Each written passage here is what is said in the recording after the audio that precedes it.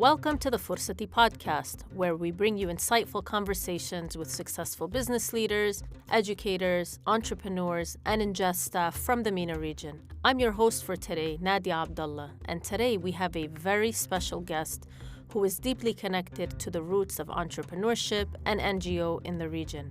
Joining us today is Samar Dani, the CEO of INJAZ Lebanon. Welcome to the podcast, Samar. Thank you, Nadia. I'm very happy to be here. Thank you again, Samar. To kick off, Samar, could you tell us a little bit about your background and your journey to becoming the CEO of INJAZ Lebanon?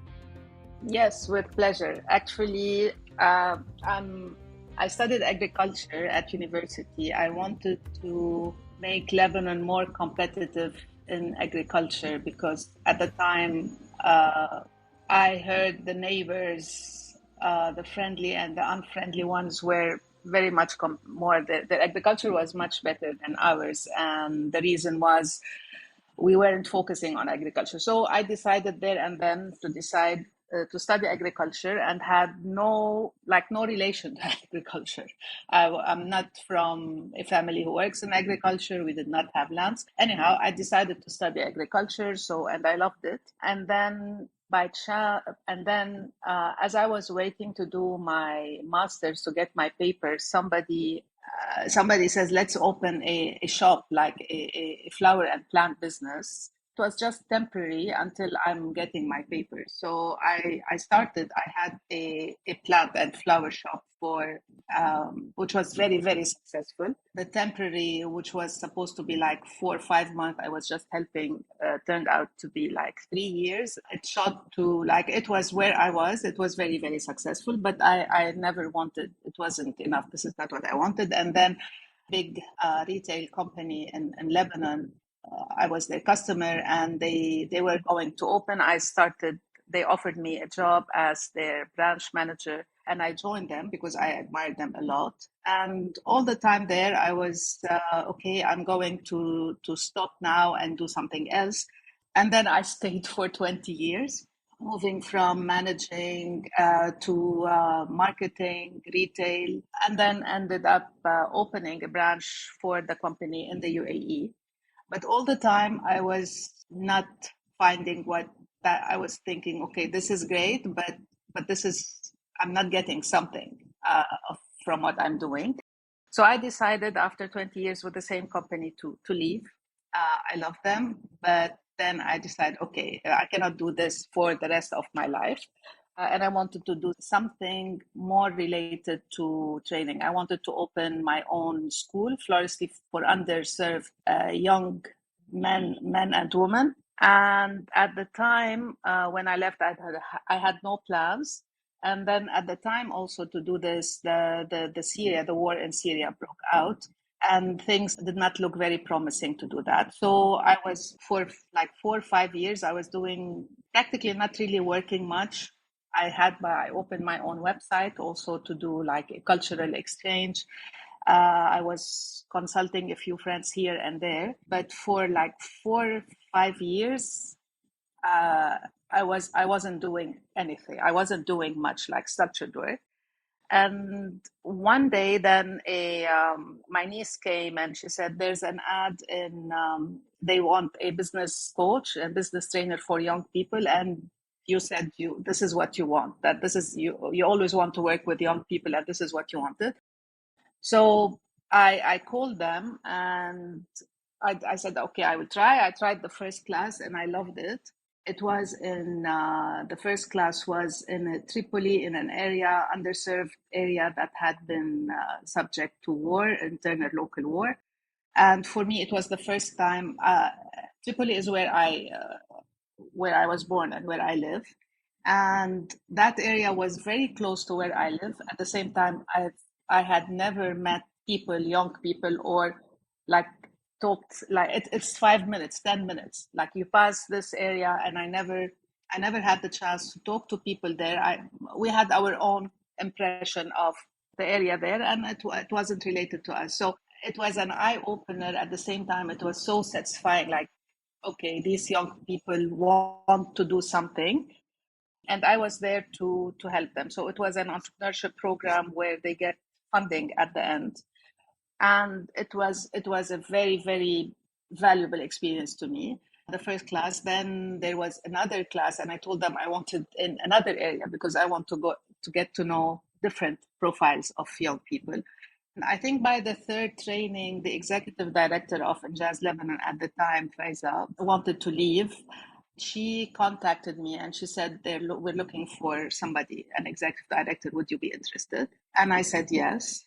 And that's it. I had it was a very short, very quick thing. Like a week later, I was in Cairo at the Jaz Al Arab Young Entrepreneurs Competition in Cairo. That was in 2017.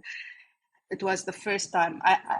Honestly, I didn't know much about INJAZ. I'm not in the NGO sector, not in the education sector.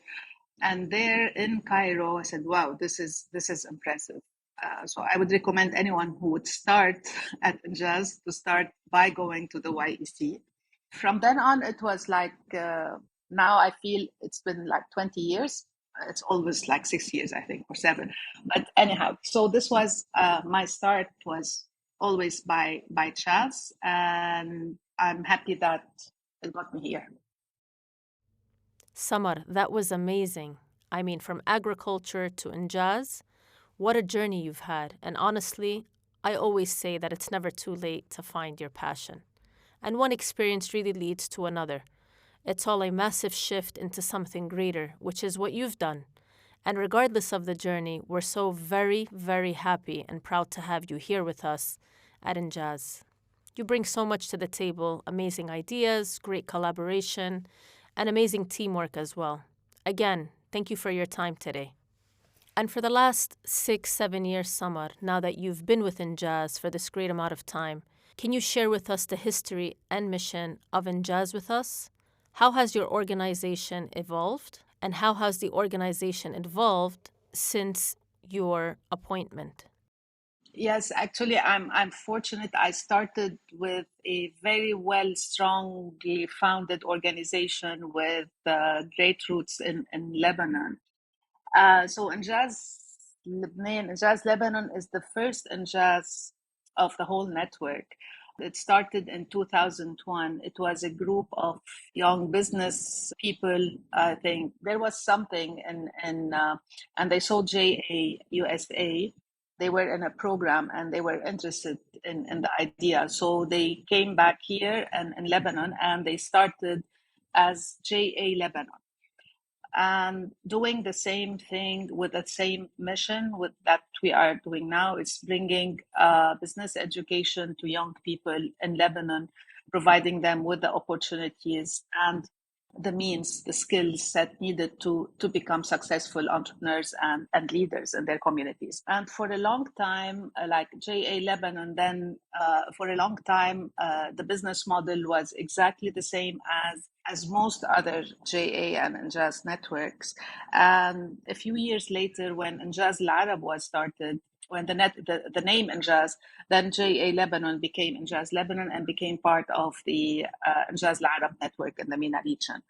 Till the time I started, like towards end 2017, it was basically the same model, a very consistent, solid model of bringing volunteers from the business sector to deliver the programs in schools. The work of INJAZ Lebanon was 90% in schools and a bit less like university age students. And it wasn't huge. It wasn't a huge organization, but INJAZ was the first.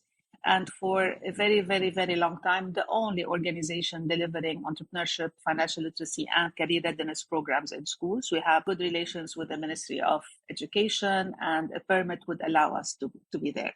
Now, things started to change a bit the way how we worked. In 2017, when I started, by end 2017 and then 2018, things were already changing in Lebanon. We had many refugees from the Syrian war, and lots of funding came from international donors. And the focus was mostly on livelihoods and income generation and entrepreneurship, education, and opportunities for older groups. So most of the funding started to go, or we started to have something which we call projects, and these projects are development projects, which are logistically and like different from what we do in schools, but with the same mission, with the same objective: preparing youth to be independent, to be financially, economically independent, and to be successful in their work and careers.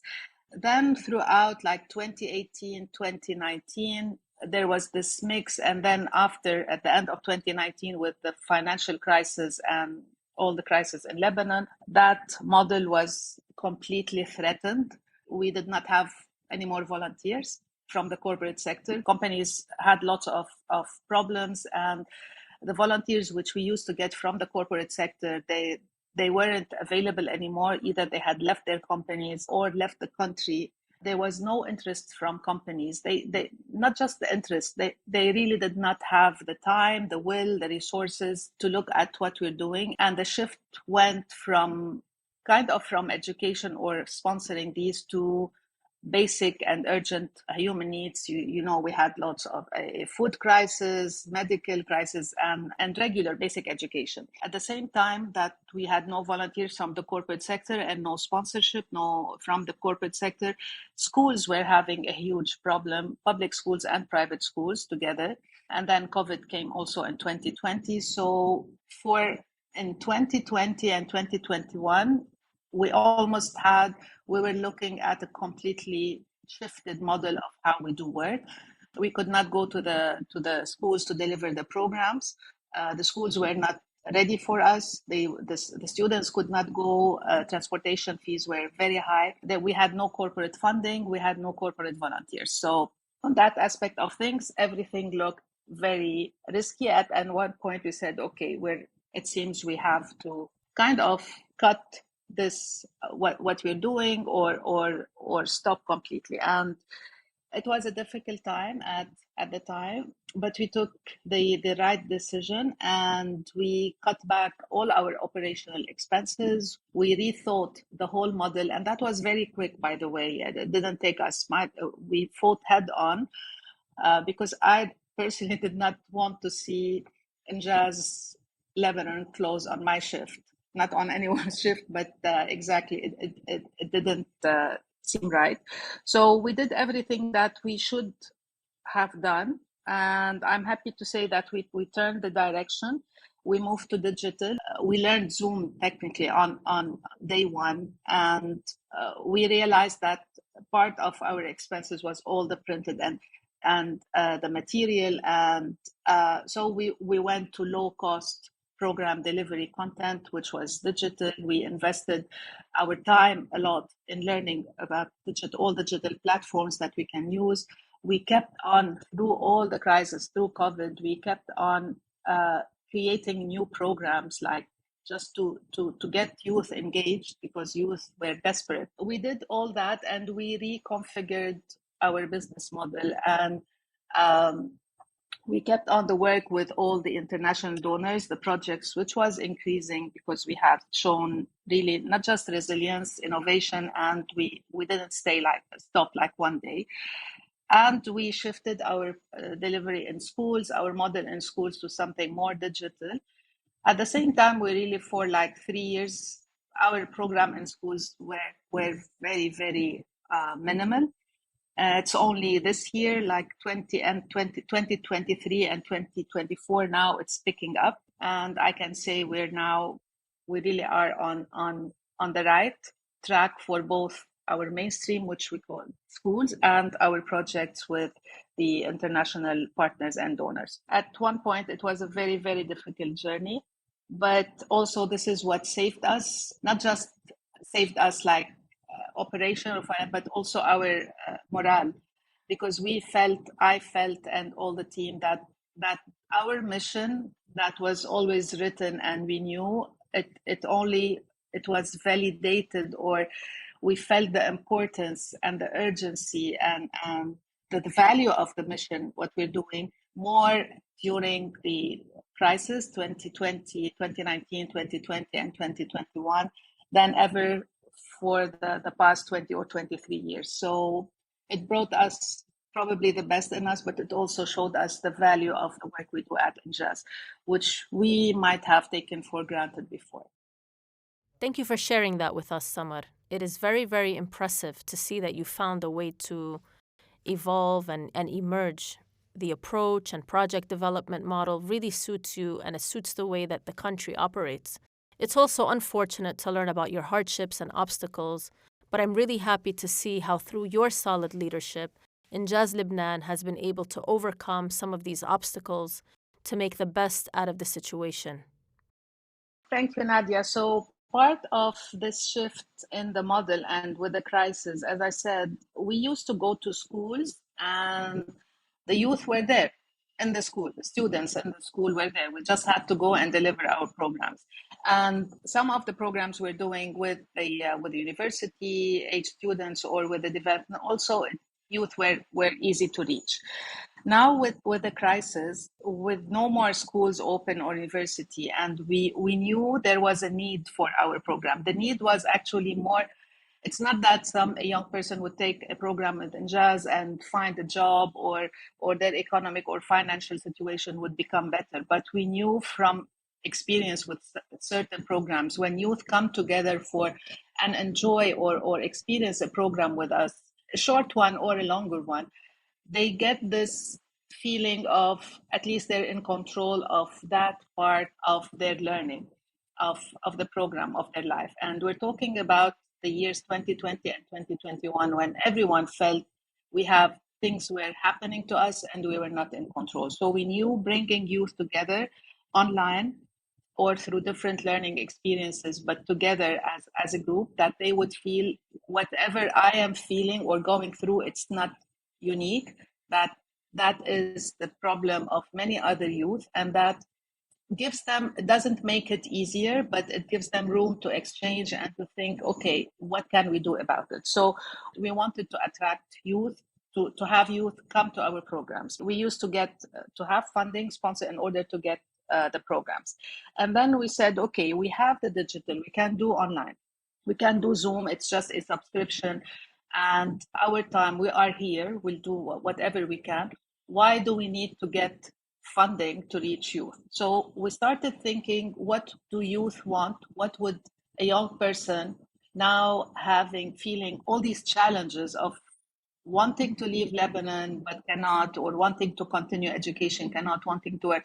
What can we offer them that will help them in their journey, at least in this? Where can we add value? And we decided, okay, let's think of programs that youth would want, not just programs that we have that a sponsor would come and say, okay, can you give these programs? So we started designing programs with youth in mind. And this is maybe not the first time, like the start of what we always wanted, but like a basic human-centered design, and saying, what is it that they want?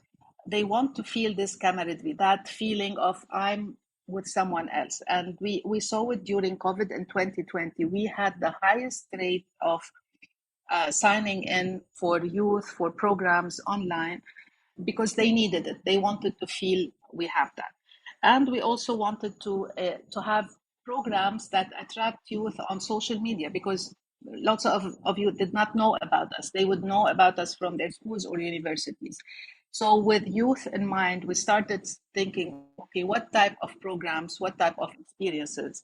And for example, we said, okay, let's do sports entrepreneurship. We know many youth are interested in sports, and we have these innovation camps, which are like one-day events, innovation camps, all INJAZ and JA, they do it.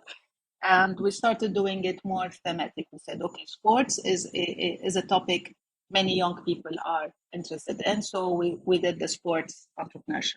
We also did in 2021, we suggested, because of our insights, we saw that youth were feeling not desperate, but there was an apathy, a feeling of I can't do anything. Their mental health, we were receiving reports, we were reading, and mental health of youth was not good, most youth. And we thought up of a program, and we suggested it to UNICEF, who are our partners funding a big program, GIL. And we suggested the TAQA Youth Wellbeing Championship. So TAQA, the Youth Wellbeing Championship, is about youth, about well-being for youth. And we said, okay, who knows better about well-being of youth than youth themselves? So that was a very, very nice, very exciting competition. It was new. We're talking about well-being, where youth would find solutions, would identify problems to their well-being, and then they find solutions for the well-being of their peers. And we made, of course, a huge thing on social media about it, because we wanted to talk about well-being of youth. We wanted youth to know that it's important to talk about your well-being, and that for us and for all other organizations, we're not just worried about or concerned about finding you education or work, but also well-being. So it was our message of well-being matters. And by you as young people taking this charge of your problems as youth and innovating for them, that's the only way forward for us as young people and as a community. Adding value by looking at what students want is extremely important.